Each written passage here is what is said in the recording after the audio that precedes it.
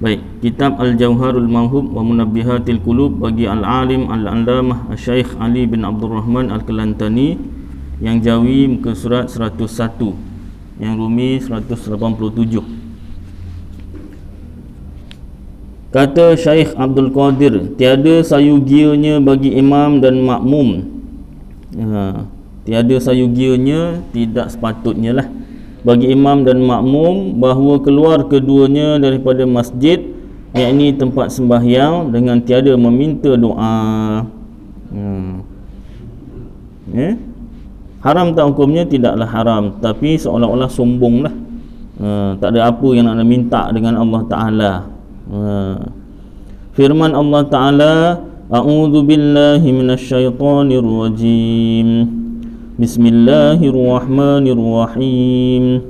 Fa idza faragta fansab wa ila rabbika farghab. Shadaqallahul azim.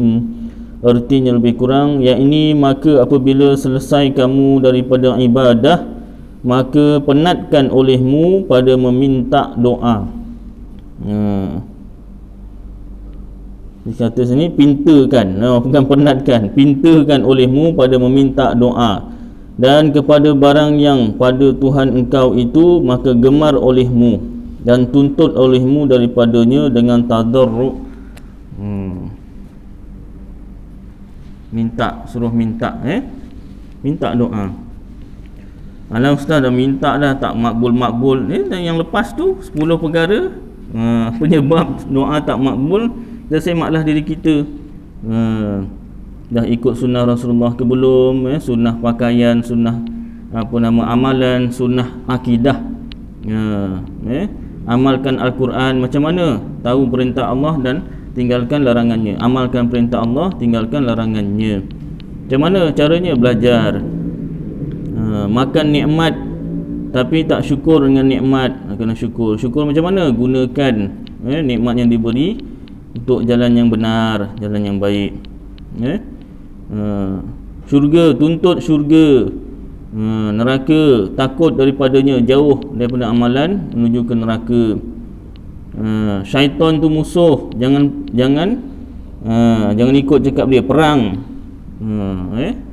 ni depan orang perang, seorang-seorang ikut. Depan orang, wah kemain, keyboard warrior. Senyap-senyap seorang-seorang ikut. Na'udzubillah min dzalik. Tahu pasal mati, bersedia tentang mati. Sebelum mati buat persediaan. Biasa orang sebut buat persediaan amalan. Tambah lagi satu, persediaan akidah yang betul. Sebab soalan kubur itu soalan akidah, soalan tauhid. Kita kebumikan orang, tak ambil iktibar. Akan ambil iktibar. Kita bayangkan kita dah sampai masa untuk dikebumikan orang pula. Tinggal aib diri kamu, bimbang aib manusia. Aib kita sembunyikan, aib orang kita cerita.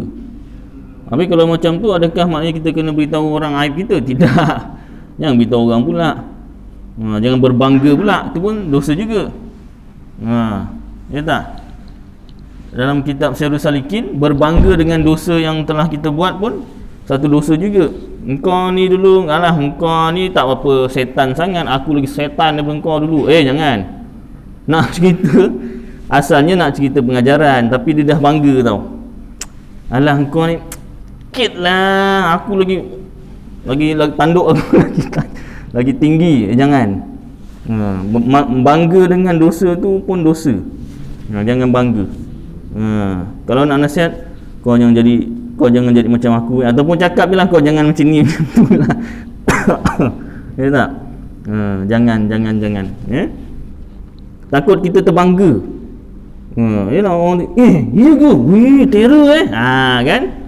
Itulah engkau. Itu dah mula bangga dengan dosa, bahaya. Baik, sambung. Jadi disuruh minta doa.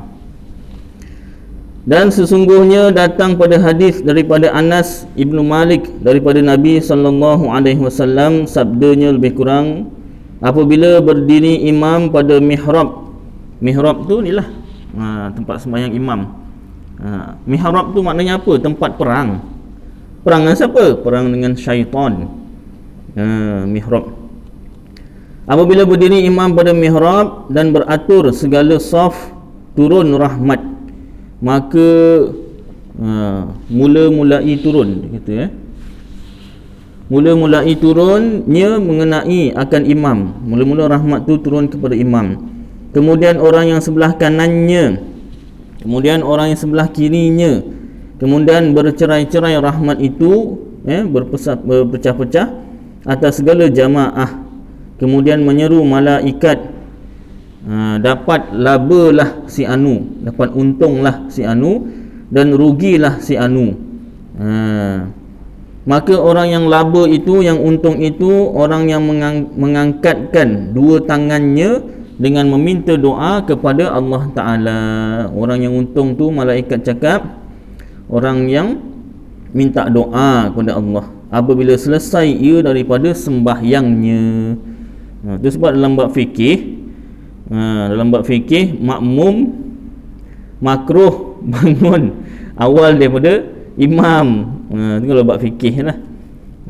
Adab dengan sebagai makmum, walaupun dah imam dah beri salam tu dah habis sembahyang, tapi adab sebagai makmum kalau sembahyang berjemaah, tunggu imam selesai habis baca doa. Senang cerita tunggu imam bangun, kecuali ada hal lah emergency kan. Ini awak setiap kali imam beri salam je tu bangun, setiap kali je emergency. Ini emergency betul ke tak ni, tak? Sakit perut ke, ada emergency betul ke apa kan, tak apalah. Ataupun dia sembahyang jamak, jadi lepas sembahyang dengan imam, dia sembahyang jamak isyak contohnya kan, jamak takdim, tu bangunlah. Baik, itu adab sebagai makmum. Dan yang rugi itu orang yang keluar daripada masjid dengan tiada meminta doa, tak baca doa. Kalau sembahyang berjemaah, aminkan aja. Aminkan. Berkata malaikat, hai fulan, terkaya engkau daripada Allah Ta'ala, tiada bagi engkau berhajat pada Allah Ta'ala. Ini malaikat perli ni. Terkaya tu maknanya tak perlukan Allah. Wahai fulan, kau tak minta doa dengan Allah Ta'ala lepas sembahyang, wah, terror betul. Terkaya engkau tak perlukan kepada Allah lagi dah. Tak berhajat kepada Allah, tak nak minta. Cuma tak dengar je malaikat cakap. Kalau dengar tak balik rumah, duduk masjid saja. Baik, intiha, tamat perkataan. Sabda Nabi SAW lebih kurang mafhumnya, tiada izin Allah Ta'ala bagi hambanya pada meminta doa hingga diizin baginya pada perkenannya. Allah Ta'ala akan perkenankan doa hambanya, cuma cepat atau lambat, di dunia atau di akhirat. Dan daripada Nabi SAW lebih kurang mafhumnya, barang siapa dibukakan baginya pintu doa, nescaya dibukakan baginya pintu segala kebajikan. Yang baik-baik semua dapat, insya-Allah. Dan pada satu riwayat, dibukakan baginya pintu syurga. Dan pada satu riwayat, dibukakan baginya beberapa rahmat. Dan sabdanya, la yaruddul qada'u illa doa, la yaruddul qada'a illa du'a'u wa la yazidu fil umuri illa al birru. Artinya lebih kurang, tiada menolakkan qada' ni takdir, ketentuan, nasib. Tiada menolakkan qada' atau takdir atau nasib melainkan doa. Zahir hadis ni kita doa, takdir akan berubah. Zahir hadis. Dalam kitab Bahrul Mazi saya pernah bacakan sini, tapi rasanya dah hilang. Yang juzuk 4 tu entah mana, tak jumpa dari dulu dah bertahun dah. Yang ada yang pinjam tak pulang tu, ni wakaf ni kena wajib pulangkan, tak boleh bawa balik sebenarnya. Perpustakaan tu pun kena isi borang. Tak, ini dengan tak isi borang tak apa pun ambil. Siapa-siapa yang ada terambil juzuk 4 kitab Bahrul Madhi, tolong pulangkan. Ini pengumuman. Baik, kalau dah tak ada orangnya, ahli keluarga lah semak kat rumah tu kalau ada. Baik, jadi zahir hadis ni seolah-olah kita doa Allah Ta'ala akan ubah takdir daripada miskin jadi kaya, daripada kaya bertambah kaya, jangan miskin pula. Ada orang dah kaya minta miskin, tak ada rasa daripada apa nama ni tak faham kepada faham, lagi apa, daripada 1 kepada 2, apa tu, itu kereta, kereta tak apalah. Kereta, rumah, ada yang nambah rumah pun ada, dah tambah rumah sekali. Lagi apa, dan sebagainya. Hakikat sebenar, miskin kaya, daripada miskin jadi kaya, ataupun daripada kaya jadi miskin balik, itu semua sudah masuk dalam takdir. Doa itu pun dah masuk dalam takdir. Mula-mula si A miskin, dia doa, usaha, kerja, dah kerja Singapura PKP dah berhenti, kerja pula jual air dekat traffic light. Tak, main cari rezeki. Tak nak beli tak apa, jangan apalah, jangan. Ni cari rezeki halal kan. Cuma jangan sampai apa nama dah hijau tak jalan-jalan ni orang beli lagi, marah orang belakang. Baik, jadi tu yang di jalan daripada lampu traffic light, daripada lampu tu. Jadi siapa nak beli, yang awal dulu siap dah selesai, yang belakang last sekali kan. Baik, daripada asam mangga, jual pula air kan, teh tarik ais pula tu, panas kan. Rezeki, cek rezeki. Baik, daripada miskin doa, usaha, Allah Ta'ala jadikan kaya. Bukanlah maknanya dia doa tu Allah ubah takdir, Allah takdirkan dia miskin sampai mati, tiba-tiba dia doa, dia usaha, Allah ubah takdir. Tidak, doa itu pun sudah masuk dalam takdir. Baik, dan tiada menambah pada umur melainkan kebajikan. Seperti apa? Sedekah dan menghubungkan rahim, silaturahim. Silah tu hubungan, rahim tu apa nama ni, kasih sayang, hubungan kasih sayang. Hadis Rasulullah, nak tambah umur, nak panjang umur, obatnya apa? Ni obat panjang umur, banyakkan sedekah dan menghubungkan rahim, silaturahim. Buat baik, peramahlah. Jangan asyik gaduh je. Jumpa orang gaduh je. Baik, sedekah itu pun dah masuk dalam takdir. Mula-mula Allah Ta'ala takdirkan umur sampai 60, tiba-tiba hari esok nak meninggal dunia, hari ni dia sedekah. Buat baik dengan jiran tetangga, sahabat handai dan sebagainya. Buat grup WhatsApp, banyak grup WhatsApp sekolah lain, grup WhatsApp college lain, grup WhatsApp universiti lain, grup WhatsApp kerja lain, geng masjid tas lain. Geng masjid lain, geng ngeteh lain. Wah, macam-macam. Grupnya sampai 10. Tu yang WhatsApp dah tak boleh kan, Telegram pula. Allah, maknanya menghubungkan rahim tu, nak buat satu rahim, nak jumpa semua tak ada masa kan, ini WhatsApp je. Jadi Allah Ta'ala panjangkan umurnya, bukanlah maknanya Allah ubah takdir, tidak.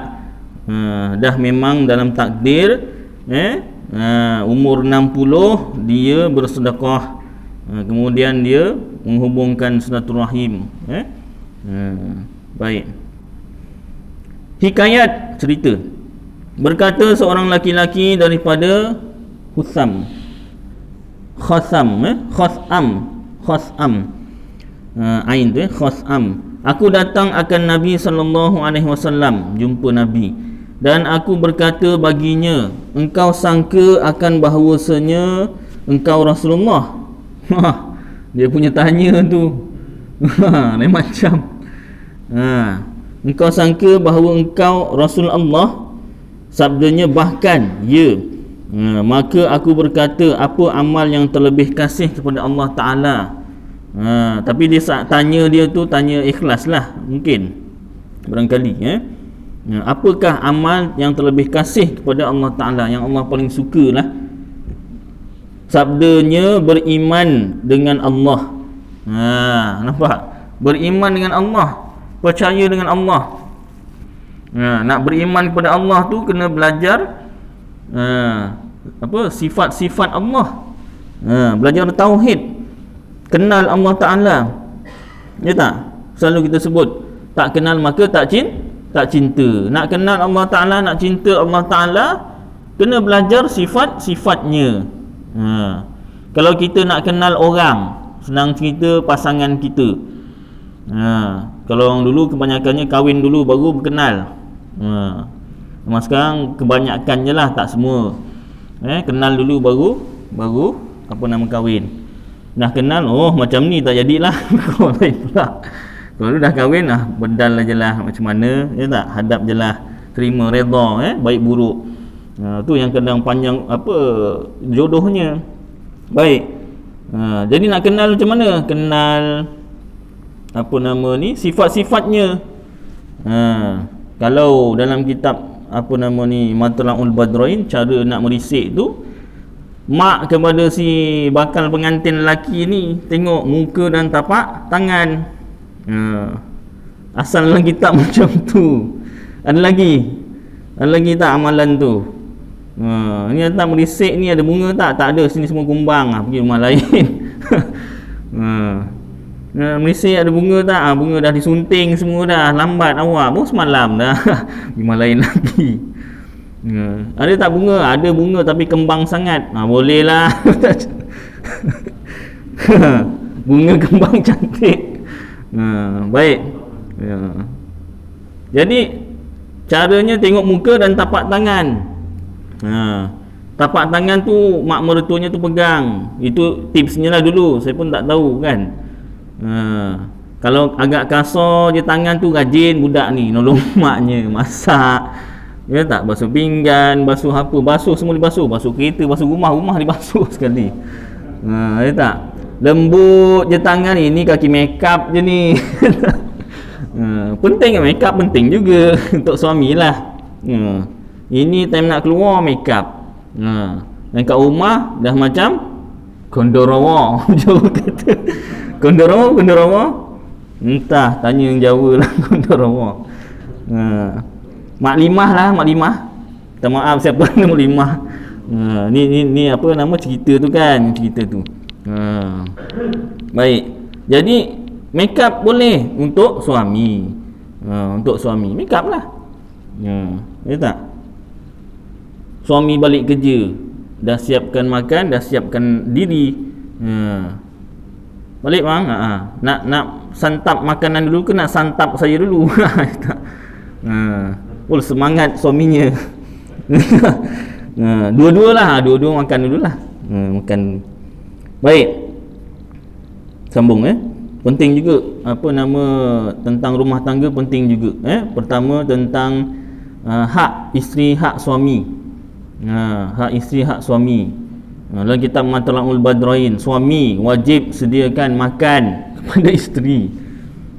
Kalau yang mampu 2 mat ke 2 mud tu, 2 kalilah, 1 siang 1 malam, tu paling kurang. Kalau tak mampu, paling kurang 1 mud atau 1 mat. Siang sahaja ataupun malam sahaja, ataupun bagi 2 lah, 1 pinggan tu bagi 2. Kalau yang tak mampu. Pakaian tu daripada ujung rambut sampai ujung kaki, pakaian buat sembahyang, pakaian untuk menutup aurat dan sebagainya. Kemudian tempat tinggal walaupun disewa. Tempat tinggal walaupun disewa. Itu hak isteri lah. Suami kena ni. Duit ya kalau ada bagi, kalau tak wajib.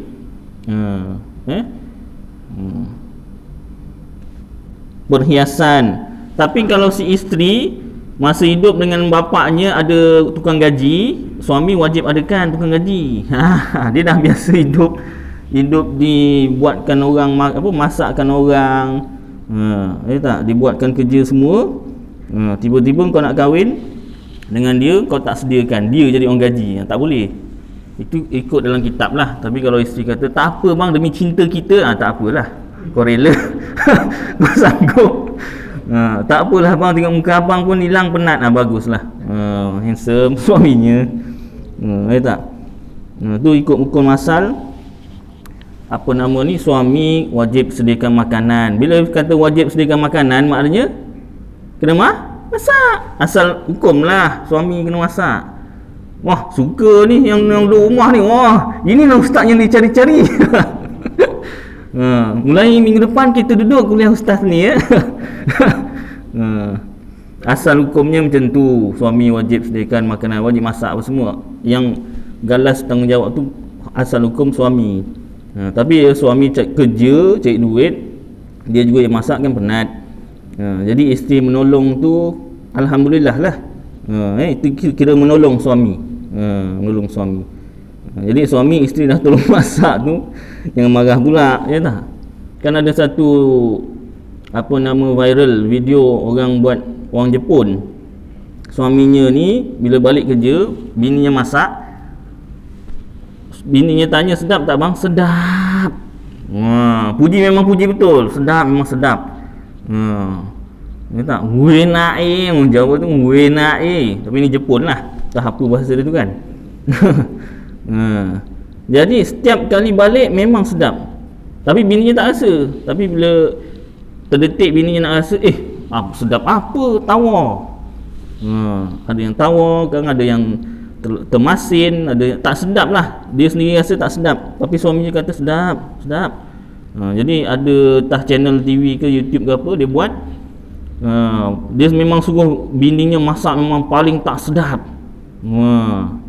Jadi suaminya tak tahu, balik makan. Sedap bang? Dengan muka menahan tak sedap. Sedap. Kopi Ramli tu ambil bau, okey lagi. Ini suruh makan benda yang tak sedap, dia suruh kata sedap. Tapi dia tetap cakap sedap. Ya Allah, ya Rabbi Karim. Maknanya ialah walaupun Jepun bukan Islam, tapi pengajaran kat situ, dia punya cakap sedap tu dia tak sanggup nak cakap tak sedap. Pasal apa? Bininya dah susah payah masak. Kena pula bininya tak pandai masak, cuba masak, ya tak? Tengok tu, tengok YouTube, tengok apa, Google lah apa. Dah susah payah masak, cuba kata tak sedap. Daripada apa nama ni, hilang penat balik. Kalau kata sedap kan hilang penat semua kan. Baik. Itu penting juga tentang hubungan suami isteri. Pasal kes cerai pun dah banyak tuan-tuan. Maaf kalau ada yang berkaitan. Musim-musim PKP lebih-lebih lagi katanya perceraian. Dalam keluarga saya pun ada berlaku juga. Jadi kita ambil perhatian. Ambil perhatian. Ustaz lah tak sebut pasal keluarga. Yelah tu nanti kena kuliah lain pula. Kuliah lain pula. Sekali-sekala nanti sebutkan. Kena ada persefahaman. Jadi yang pertama tahu hak masing-masing, hak isteri, hak suami. Hak suami pula senang aja. Suami minta bagi. Nak sembahyang, baru ambil air sembahyang, nak sembahyang. Suaminya minta, wajib tunaikan dulu kalau waktu sembahyang masih ada. Minta apa sah? Minta lah, orang kahwin tahulah minta. Takkan nak cakap banyak-banyak. Tak boleh masuk YouTube, dia tak boleh lebih-lebih. Nanti kena block. Jadi Allah, lepaskan sembahyang dulu. Itu hak suami.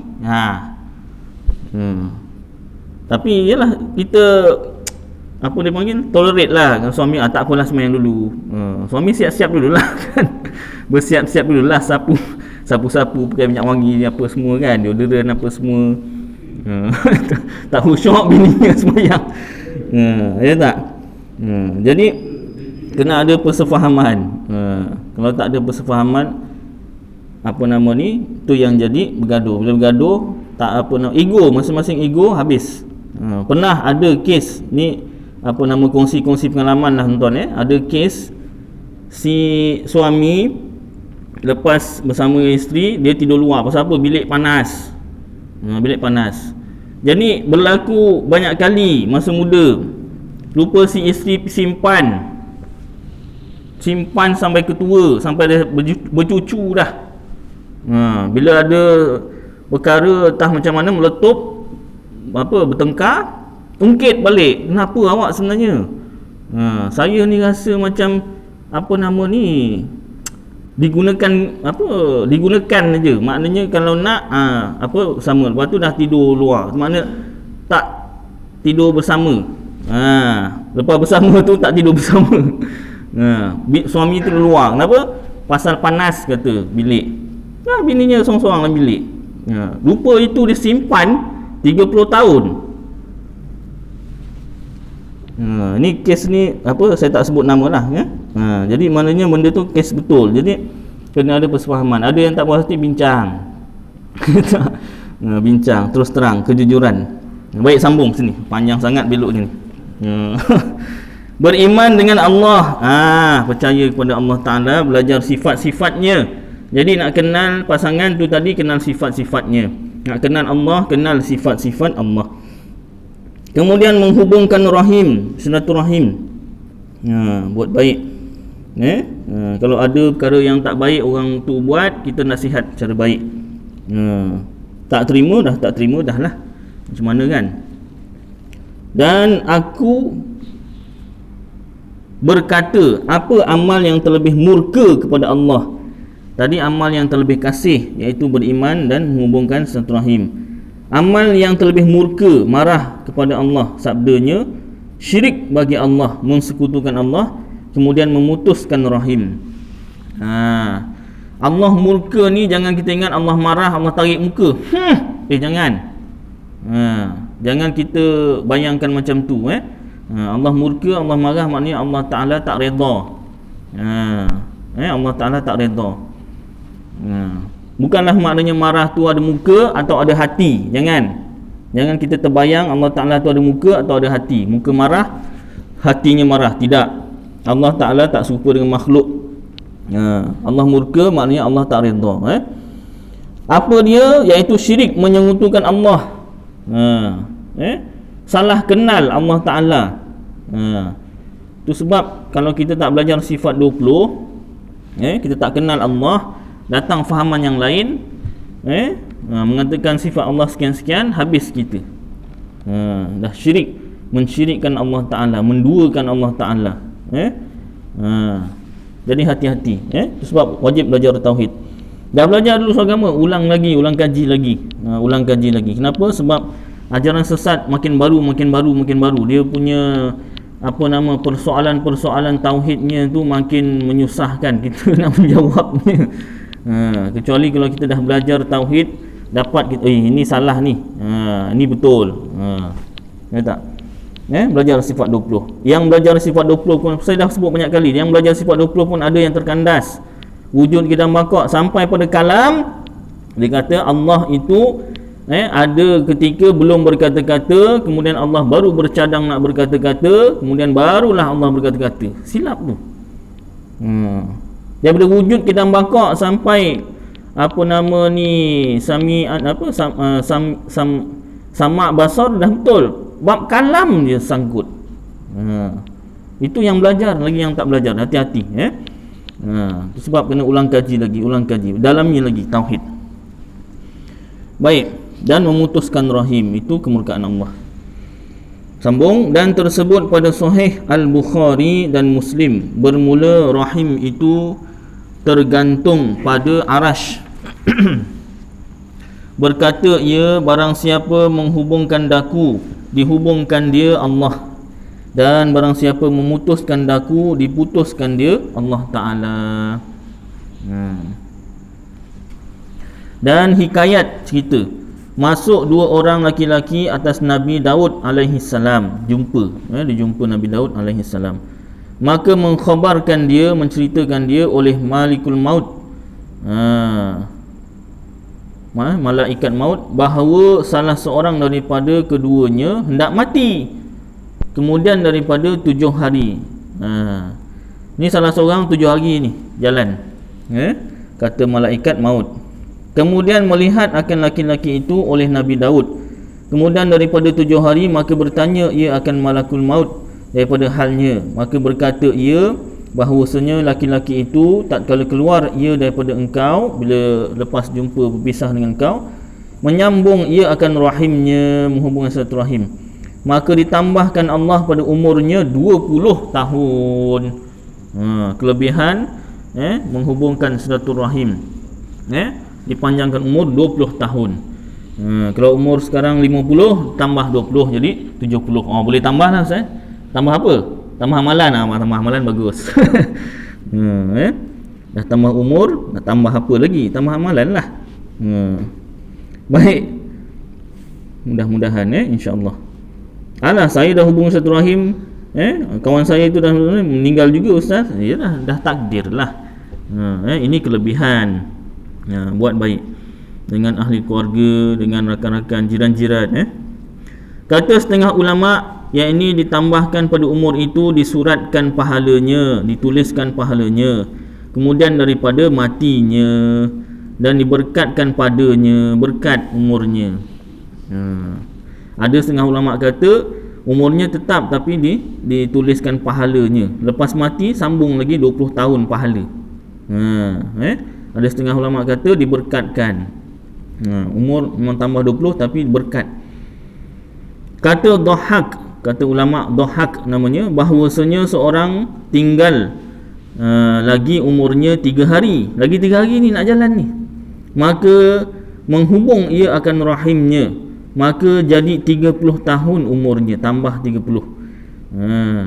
Dan bahawasanya seorang tinggal daripada umurnya 30 tahun, lagi 30 tahun ni, maka memutus ia akan rahimnya, maka jadi 3 hari umurnya, pendek umur. Ya Allah.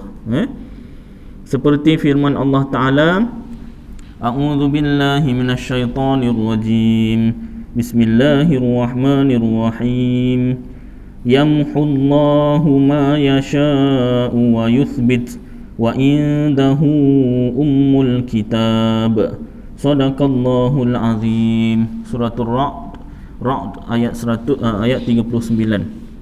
Artinya lebih kurang menghapus, ada mim dekat sini, menghapus Allah Ta'ala akan barang yang menghendaki ia, dan menyabit menyabit ia, yakni akan barang yang dikehendakinya, dan ada padanya ibu kitab, iaitu lauh mahfuz atau ilmunya yang azali. Baik, maknanya segala perkara ada tertulis dalam ilmunya, iaitu takdirnya ditulis dalam lauh mahfuz. Lauh tu papan, mahfuz yang terpelihara. Lauh mahfuz tu malaikat yang tulis dengan kolam tu pen lah. Kita tak nampak, lauh mahfuz tu pun kita tak nampak. Malaikat tulis takdir segala makhluk dekat lauh mahfuz. Ada ulama mengatakan lauh mahfuz tu boleh dipadam, itu yang berubah, tetapi takdir dalam ilmu Allah Ta'ala itu tak berubah. Perubahan pada lauh mahfuz tu pun dah masuk dalam takdir, dalam ilmu Allah Ta'ala yang azali. Dan pada setengah riwayat ditambah atas hadis yang dahulu, wa innar rajula la yuhramur rizqa bidzambi yusibuhu, dan bahawasanya seorang lelaki ia sesungguhnya diharamkan dia rezeki dengan sebab dosa yang mengenakan dia. Rezeki terhalang dengan dosa. Jadi nak murah rezeki kena tinggalkan segala dosa. Tutup aurat, buka aurat tu berdosa. Sembahyang fardu, tinggalkan sembahyang tu dosa. Barulah murah rezeki. Ada orang tu tak sembahyang pun murah rezeki. Siapa? Bill Gates. Memanglah bukan Islam. Adakah maknanya kalau tak sembahyang pun murah rezeki? Iaitu antara perkara-perkara dipanggil lupa. 8 perkara yang mencari adat tu kan. Dia tak sembahyang tapi murah rezeki dia. Jadi antara orang yang terkaya. Itu menambahkan lagi kekufurannya. Macam Fir'aun tak pernah sakit selama 40, tak buang air besar selama 40 hari. Kita satu hari tak buang air besar dah pergi klinik dah. Doktor, kenapa kembung perut? Makan pula sup cendawan, berangin. Ubi kayu, lagi apa? Petai, jering, cengkol, kerdas. Lagi tak berak satu hari. Sakit perut. Firaun 40 hari tak buang air besar. Tapi menambahkan kekufuran. Nampak? Itu sebab aku Tuhan, dia kata. Dia mengaku Tuhan.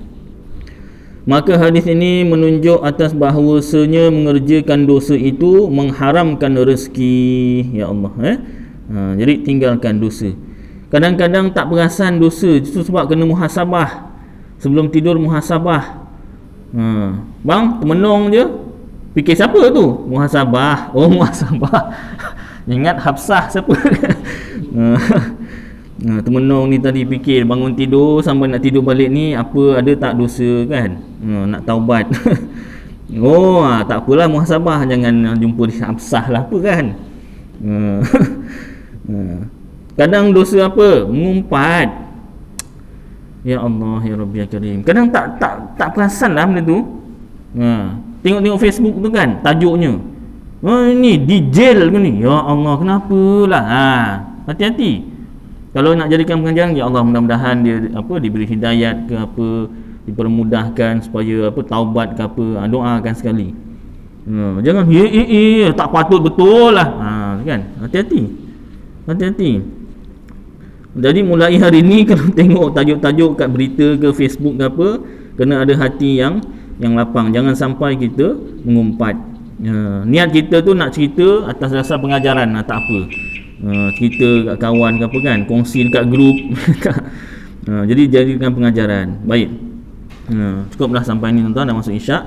Jadi kita tinggalkan dosa kerana dosa tu mengharamkan rezeki.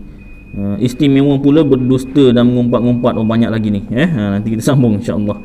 Mudah-mudahan apa yang kita baca bersama jadi manfaat untuk saya dan tuan-tuan, dapat kita amalkan dan sampaikan insya-Allah.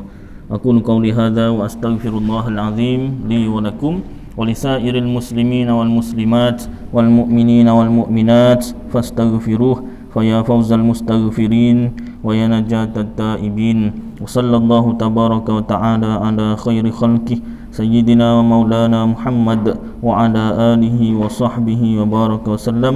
Subhana rabbika rabbil izzati amma yasifun wa salamun ala al mursalin walhamdulillahi rabbil alamin. Qabranallahu minkum.